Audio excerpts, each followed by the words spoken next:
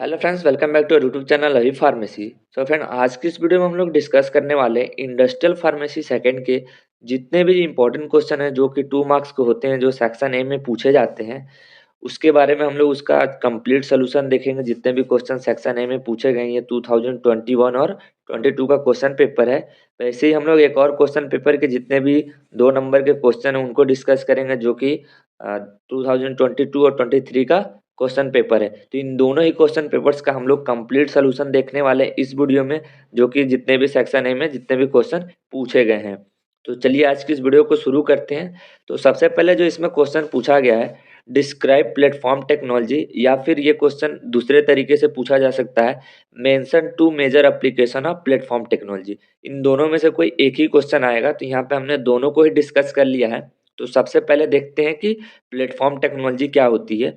तो platform technology is a group of technology that acts as a base for development of other application, methods और technology.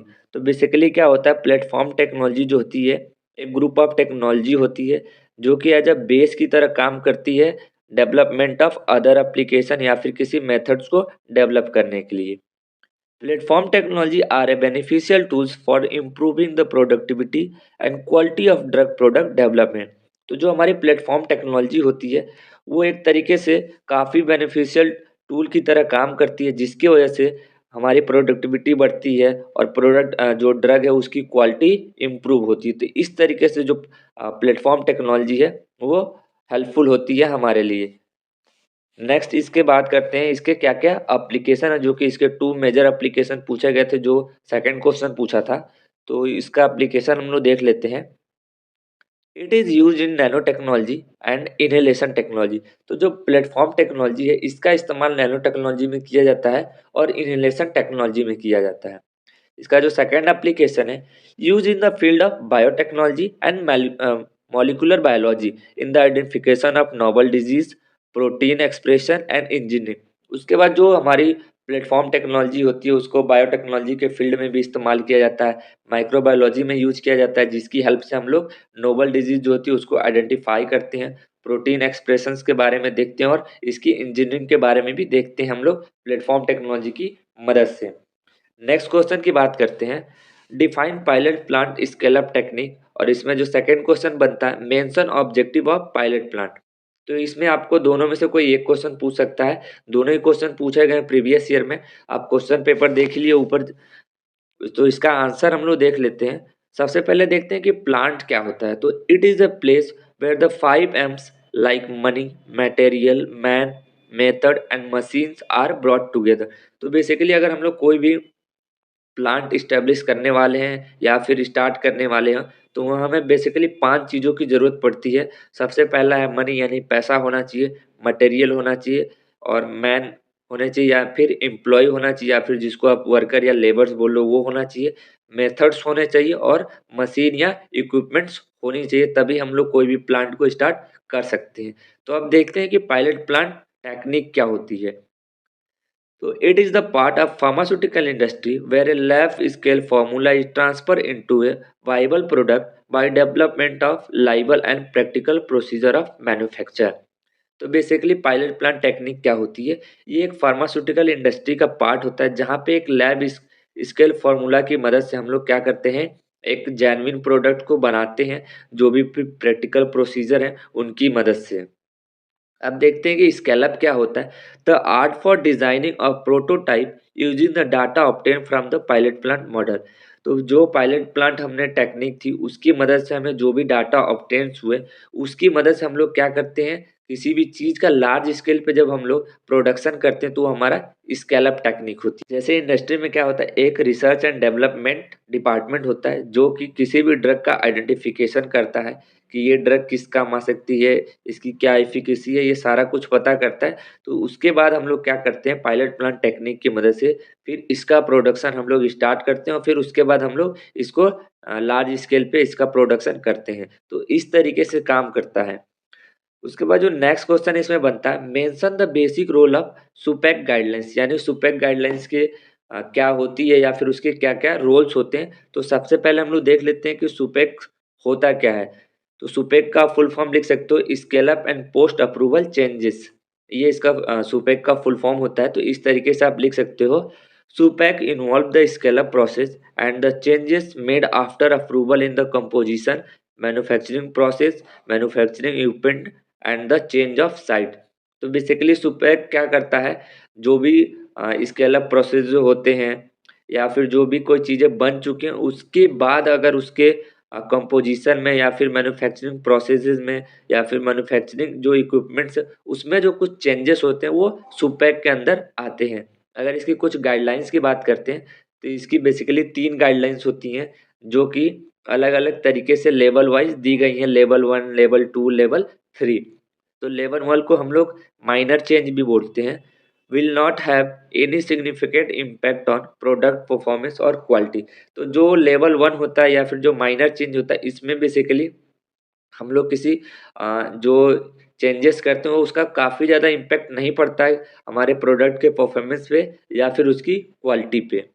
उसके बाद जो second इसमें आता है लेवल, वो होता है मॉडरेट चेंज या फिर level 2, that could have significant impact on the product performance और क्वालिटी। तो जो मॉडरेट चेंज होता है या फिर जो लेवल 2 होता है, इसमें जो इम्पैक्ट पड़ता है चेंजेस का हमारे प्रोडक्ट पे, वो थोड़ा ज़्यादा पड़ता है या फिर आप बोल सकते हो मॉडरेट पड़ता है और हमारे प्रोडक्ट की क्वालिटी पे भी। उसके बाद जो इसमें लास्ट आता है हमारा मेजर चेंजेस या फिर level 3, that have significant impact on the product performance और क्वालिटी एंड कॉस्ट टॉक्सिसिटी और सीवियर डैमेजेस। तो जो लेवल 3 होता है ये काफ़ी ज़्यादा इम्पैक्ट करता है हमारे प्रोडक्ट के परफॉर्मेंस पे या फिर उसकी क्वालिटी पे। अगर इसको चेंजेस नहीं किए जाए तो ये टॉक्सिसिटी या फिर सीवियर डैमेज कर सकता है। इसमें जो नेक्स्ट क्वेश्चन बनता है question number 4, name at least 4 agency responsible for successful technology transfer in India.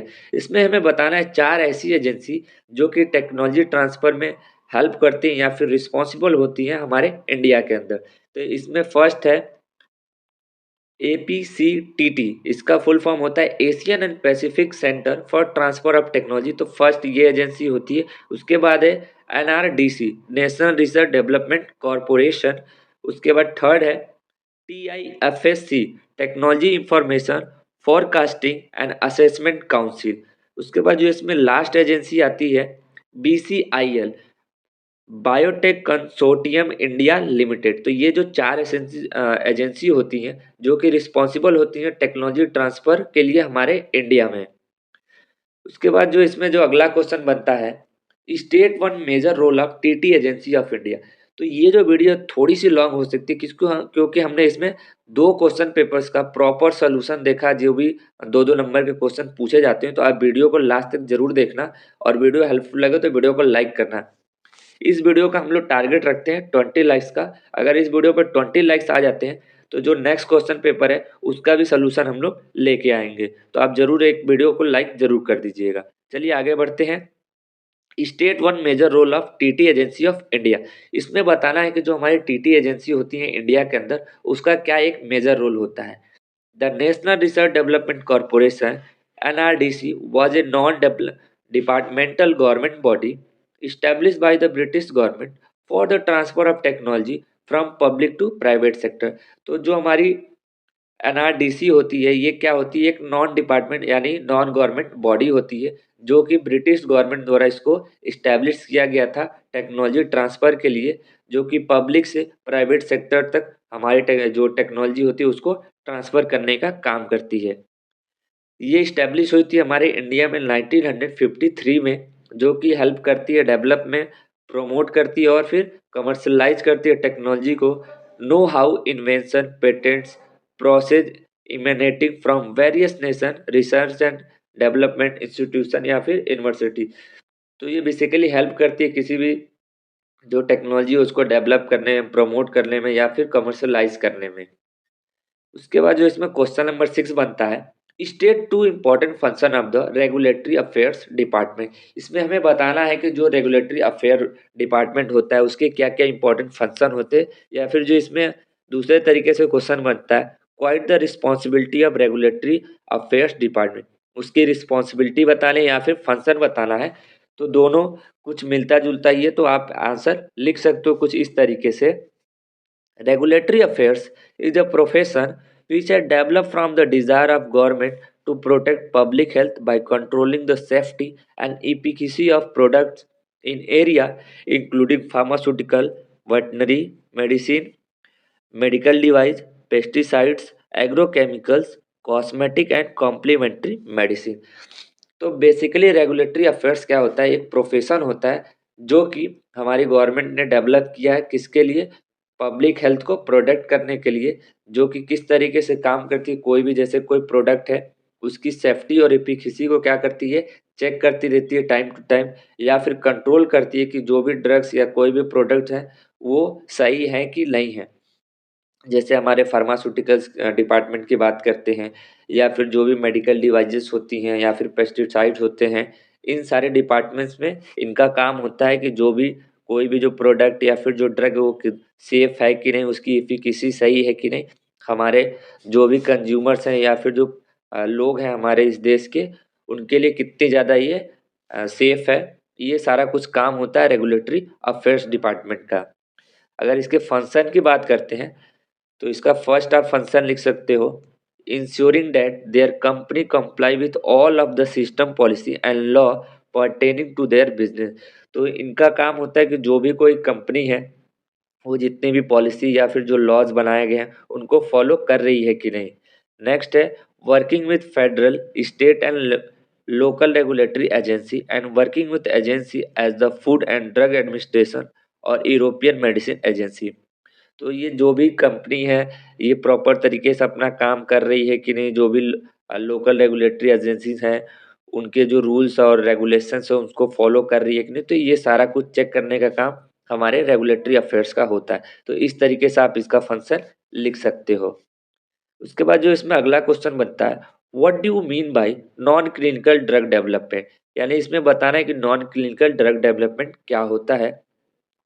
So the non-clinical development phase primarily aims to identify which candidate therapy has the greatest probability of success, assess its safety, and build solid scientific foundation before transition to the clinical development phase. तो जो हमारा non clinical drug development होता है इसका main M होता है कि किसी भी कैंडिडेट के लिए कौन सी जो थेरेपी है या फिर कौन सा ट्रीटमेंट है वो सबसे ज़्यादा सेफ होने वाला है।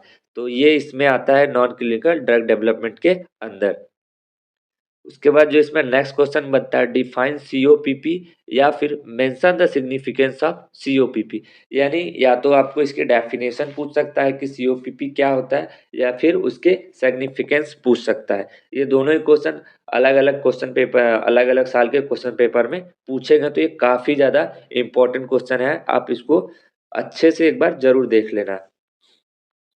तो सबसे पहले अगर इसकी डेफिनेशन की बात करते हैं तो the WHO certification scheme for a certificate of pharmaceutical product is an international voluntary agreement to provide assurance to countries participating in the scheme about the quality of pharmaceutical product moving in international commerce। तो basically क्या होता है, जो WHO होता है एक certificate provide करता है जो कि फार्मास्यूटिकल प्रोडक्ट से रिलेटेड होते हैं, यानी ऐसी कंपनियां जो कि इंटरनेशनल मार्केट में काम करती हैं या फिर वर्ल्ड लेवल पे काम करती हैं, कोई भी अपना प्रोडक्ट को वो सेल करती हैं, तो उनको ये सर्टिफिकेट इशू कराया जाता है जो कि सीओपीपी करता है। उसके बाद अगर इसके सिग्निफिकेंस की बात करते हैं, COPP demonstrate that important medication is of the relevant standard of quality, safety and efficacy to allow marketing, rigorous testing and inspection in the exporting country to be carried out by regulatory authorities and so that it meet the relevant standards and procedure of GMP। तो यानी simply जो COPP का क्या significance होता है, सबसे पहले ये डेमोन्स्ट्रेट करती है कि जो भी इंपोर्ट की गई मेडिकेशन है उसकी क्वालिटी स्टैंडर्ड क्वालिटी है कि नहीं, उसकी सेफ्टी प्रॉपर है कि नहीं, उसकी इफिकेसी सही है कि नहीं, तब जाके उसको अलाउ करती है मार्केट में। उसके बाद जहाँ पे इस ड्रग को इंपोर्ट किया जाता है वहाँ की जो रेगुलेटरी अथॉरिटी होती है वो कुछ इंस्पेक्शन करती है, कुछ टेस्ट परफॉर्म करती है कि जो भी ड्रग है वो जीएमपी को फॉलो कर रही है कि नहीं, यार जो भी स्टैंडर्ड्स हैं उनको फॉलो कर रही है कि नहीं। उसके बाद इसमें जो नेक्स्ट क्वेश्चन बनता है, what do you mean by six sigma concept. तो six sigma concept is a collection of techniques and tools for process improvement. तो जो हमारा सिक्स सिग्मा होता है या सिक्स सिग्मा कॉन्सेप्ट होता है, इसमें एक टेक्निक्स का कलेक्शन होता है या फिर टूल्स होता है जो कि प्रोसेस इंप्रूवमेंट में हेल्प करता है।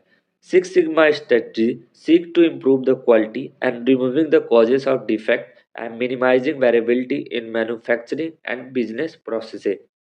बेसिकली सिक्स सिग्मा का क्या रोल होता है, ये हमारी क्वालिटी को इम्प्रूव करने में हेल्प करता है और कौन कौन से कॉजेस होते हैं जिसकी वजह से डिफेक्ट आता है, उसको ये हट रिमूव करने में या फिर मिनिमाइज करने में हेल्प करता है। उसके बाद जो क्वेश्चन नंबर इसमें 10 है, डिफाइन CDS/CO या फिर स्टेट द रिस्पॉन्सिबिलिटी। तो यहाँ पे भी ये क्वेश्चन दोनों साल पूछा गया है, एक में इसकी डेफिनेशन पूछी गई है और दूसरे वाले क्वेश्चन पेपर में इसकी रिस्पॉन्सिबिलिटीज के बारे में पूछा गया है। तो सबसे पहले देख लेते हैं कि CDSO/CO क्या होता है। सबसे पहले इसका फुल फॉर्म है central drug standard control organisation. तो it is the main regulatory body for the regulation of pharmaceutical, medical device and clinical trial. उसके बाद ये भी रेगुलेट करता है कि जो भी फार्मास्यूटिकल्स प्रोडक्ट्स हैं या फिर मेडिकल डिवाइसेस और क्लिनिकल ट्रायल्स हैं वो प्रॉपर तरीके से इंडिया में रन हो रहे हैं कि नहीं। Responsibility of CDS/CO। तो क्या क्या रिस्पॉन्सिबिलिटी होती हैं CDS/CO के, ये सेकंड क्वेश्चन पेपर में पूछा गया था। Approval of new drugs and clinical trial. जो CDSO होता है वो अप्रूव करता है किसी भी न्यू ड्रग्स को या फिर क्लिनिकल ट्रायल्स को। Import registration and licensing. ये जितने भी इंपोर्ट होते हैं उनके लिए रजिस्ट्रेशन प्रोवाइड करता है या फिर लाइसेंस प्रोवाइड करता है। Amendment to D&C act and rules. Amend करता है जो भी D&C एक्ट हैं और या फिर जो रूल्स हैं उनको। Banning of drugs and cosmetic. जो भी ड्रग्स जो कि हमारे लिए हार्मफुल या फिर जो कॉस्मेटिक है वो सेफ नहीं है उनको ये बैन करता है। Testing of drug by central labs. Central labs में ड्रग्स की टेस्टिंग कराता है। मॉनिटरिंग एडवर्स ड्रग रिएक्शन यानी ADR को ये मॉनिटर करता है। गाइडेंस और टेक्निकल मैटर, टेक्निकल मैटर पे ये गाइडेंस भी देता है। नेक्स्ट क्वेश्चन है डिफाइन ISO 14000। और इसमें जो सेकंड क्वेश्चन पूछा गया था, mention the specification of ISO 14000 series of quality system standard. तो सबसे पहले इसकी डेफिनेशन हम लोग देख लेते हैं। ISO 40000 it is a series of environmental management standards develop and publish by the international organisation of standardisation. तो जो हमारा ISO 14000 होता है ये एक series of environmental management standard होते हैं जो कि फॉलो किए जाते हैं किसी भी इंटरनेशनल ऑर्गेनाइजेशन द्वारा। It provide a guidelines for the organisation that need to systemise and improve their environmental management effort. ये गाइडलाइंस प्रोवाइड करता है जितने भी ऑर्गेनाइजेशन होते हैं जो कि चाहते हैं या फिर उनको ज़रूरत होती है एक प्रॉपर इम्प्रूवमेंट की जो कि इन्वायरमेंटल मैनेजमेंट एफर्ट के अंदर आती हों।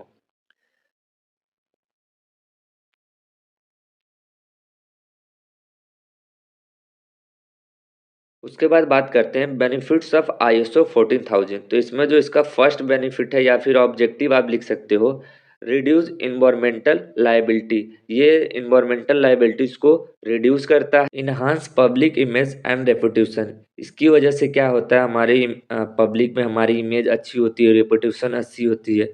एश्योर कस्टमर, हमारे जो कस्टमर होते हैं वो एश्योर होते हैं। सेटिस्फाई इन्वेस्टर क्राइटेरिया, जो भी हमारे इन्वेस्टर होते हैं उनकी क्राइटेरिया को ये सेटिस्फाइज करता है। Meet your clients registration requirement, जो भी हमारे क्लाइंट्स होते हैं उनकी जो भी रिक्वायरमेंट्स होती है उसको ये फुलफिल करता है। नेक्स्ट क्वेश्चन की बात करते हैं। Right A short note on GLP। यानी GLP के बारे में हमें एक शॉर्ट नोट लिखना है। तो GLP क्या होता है? Good laboratory practices. GLP is a set of principal that provide a framework for how pivotal non-clinical studies are planned, performed, monitored, recorded and reported। तो बेसिकली हमारा GLP क्या होता है? एक सेट ऑफ प्रिंसिपल होता है जो कि एक फ्रेमवर्क प्रोवाइड करता है कि किस तरीके से नॉन क्लिनिकल स्टडीज़ को हम लोग प्लान कर सकते हैं, परफॉर्म कर सकते हैं या फिर मॉनिटर कर सकते हैं या उनको रिकॉर्ड किया जा सकता है और रिपोर्ट किया जा सकता है। GLP was established to promote the quality and validity of test data used for determining the safety of medicinal product। Basically GLP को इसलिए एस्टेब्लिश किया गया था जो कि हमारे ड्रग की या फिर प्रोडक्ट की क्वालिटी को ये प्रमोट कर सके, उसकी वैलिडिटी को बढ़ा सके और ये डिटरमाइन कर सके कि जो भी हमारे मेडिसिनल प्रोडक्ट हैं वो सेफ हैं कि नहीं। नेक्स्ट क्वेश्चन की बात करते हैं। एक्सप्लेन ड्रग मेटाबॉलिज्म और टॉक्सिकोलॉजी। वैसे तो ये फार्माकोलॉजी का क्वेश्चन है, लेकिन इसको भी इंडस्ट्रियल फार्मेसी में पूछा है। तो जो भी फार्माकोलॉजी हमने अभी तक पढ़ी है, आप सिंपली वहाँ से तो इसका आंसर लिख ही सकते हो। काफ़ी ज़्यादा सिंपल है कि ड्रग मेटाबॉलिज्म क्या होता है। तो it is a process of converting a drug into product और इनर्ट सब्सटेंस आफ्टर और before reaching at the site of action. तो बेसिकली ड्रग मेटाबॉलिज्म में क्या होता है, जो भी हमारी एक ड्रग होती है, वो क्या होती है, उसका ब्रेकडाउन होता है और वो एक सिंपल प्रोडक्ट या फिर इनर्ट सब्सटेंस में कन्वर्ट हो जाती है, हमारे जो भी साइट ऑफ एक्शन पे अपना एक्शन दिखाने के बाद या फिर उससे पहले। इसी को हम लोग क्या बोलते हैं, ड्रग मेटाबॉलिज्म। उसके बाद टॉक्सिकोलॉजी की बात करते हैं। Toxicology is the study of mechanism by which drug and chemical in the environment और बॉडी प्रोड्यूस अनवांटेड इफेक्ट। तो बेसिकली टॉक्सिकोलॉजी क्या होती है, ये एक स्टडी होती है जिसमें हम लोग पढ़ते हैं कि जो भी हमारे ड्रग्स और जो केमिकल्स होते हैं वो किस तरीके से हमारे बॉडी में या फिर इन्वायरमेंट में अनवांटेड इफेक्ट शो कर रहे हैं। उसके बाद नेक्स्ट क्वेश्चन की बात करते हैं। डिफाइन कॉन्फिडेंटली एग्रीमेंट, यानी ये क्या होता है। तो confidentially agreement is a legally binding contract or document wherein a person agree not to share specific information without proper authorization or compulsion। तो बेसिकली कॉन्फिडेंटली एग्रीमेंट क्या होता है, एक लीगल बाइंडिंग कॉन्ट्रैक्ट होता है जहाँ पे एक पर्सन एग्री करता है कि वो कोई भी जो भी स्पेसिफिक या फिर जो पर्सनल इंफॉर्मेशन है या फिर जो डाटा है, उनको ये किसी अदर पर्सन के साथ या फिर किसी और के साथ शेयर नहीं करेगा जब तक उसको एक प्रॉपर ऑथराइजेशन नहीं मिलेगा। It is required to keep that information secret and confidential and don't misuse. तो बेसिकली इसकी ज़रूरत क्यों पड़ती है, क्योंकि कोई भी अगर इंफॉर्मेशन या फिर कोई भी ऐसी बात हो जो कि पर्सनल इंफॉर्मेशन हो, उसको सीक्रेट रखा जा सके और उसका कोई भी मिसयूज ना कर पाए। अब हम लोग का जो आखिरी क्वेश्चन बनता है यहाँ पे, जो क्वेश्चन नंबर 15 है हमारा आज का आखिरी क्वेश्चन है। Discuss the practical aspects of commercialisation. इसमें बताना है कि प्रैक्टिकल एस्पेक्ट बताने हमें कमर्शलाइजेशन के। तो not all academic institution or innovative business have the necessary financial and technical capability to take an invention all the way to market by themselves। तो जितने भी एकेडमिक इंस्टीट्यूशन और इनोवेटिव बिजनेस होते हैं, उनके पास ये सारी फैसिलिटी नहीं होती, जैसे कि फाइनेंशियल और टेक्निकल कैपेबिलिटी, जिसकी मदद से वो मार्केट में खुद से आ सकें। उनके लिए उसके लिए कुछ रिसोर्सेज की ज़रूरत होती है, जैसे कि टाइम हो गया। अगर हम लोग कुछ भी स्टार्ट करने वाले हैं, कोई भी न्यू आइडिया है, तो उसके लिए हमें टाइम की ज़रूरत पड़ेगी, फंड्स की ज़रूरत पड़ेगी। फंड हमारा खुद का हो सकता है या फिर हम लोग उसको लोन ले सकते हैं या फिर किसी से बोरो कर सकते हैं। उसके बाद क्रिएटिव एफर्ट की ज़रूरत होती है, यानी रचनात्मक प्रयास हमें होना चाहिए, एक इमेजिनेशन होनी चाहिए। उसके बाद है इनोवेटिव एफर्ट्स, जो भी हम लोग नई आइडियाज़ को ला रहे हैं वो होना चाहिए। परसिस्टेंट यानी दृढ़ता होनी चाहिए।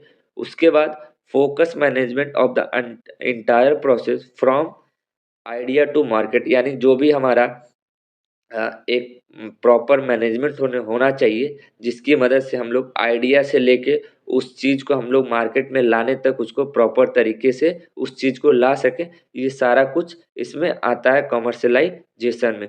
तो आई होप आपको सारा कुछ समझ में आ गया होगा कि जितने भी इम्पोर्टेंट क्वेश्चन थे, उनका आंसर किस तरीके से आपको लिखना है। कोई भी क्वेश्चन छोड़ के नहीं आना है। तो वीडियो हेल्पफुल लगे तो वीडियो को ज़रूर लाइक कीजिएगा।